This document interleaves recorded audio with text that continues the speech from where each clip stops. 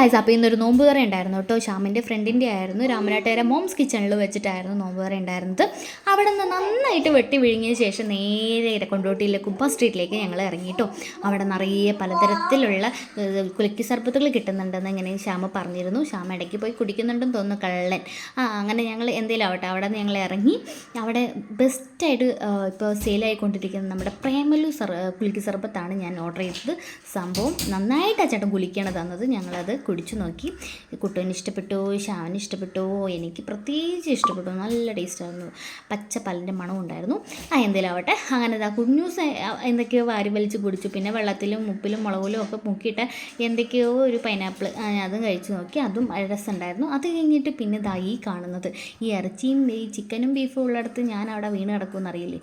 അങ്ങനെ നല്ല പുതിനയും പുതിന ചമ്മന്തിയിൽ ആ ബീഫിൻ്റെ എന്തോ ഒരു സാധനം എടുത്ത് മുക്കി ഞാൻ അങ്ങ് തിന്നു. ദൈവമേ, സ്വർഗ്ഗം. എനിക്ക് ഒത്തിരി ഇഷ്ടമായി. എൻ്റെ കണ്ണ് തള്ളിയിരിക്കുന്നത് കണ്ടില്ല. അങ്ങനെ ഞങ്ങൾ നേരെ അക്കപ്പുറമ്പലത്തെ ഒരു സോഡയും കുടിച്ചിട്ട് അവിടെ നിന്ന് ഒരു രണ്ട് ഇറാനിപ്പോളയും വാങ്ങി. എനിക്ക് ഒത്തിരി ഇഷ്ടമാണ് ഇറാനിപ്പോള. അപ്പോൾ നമ്മുടെ വീഡിയോ കണ്ടിട്ട് സബ്സ്ക്രൈബ് ചെയ്യാൻ. Tata bye bye, see U.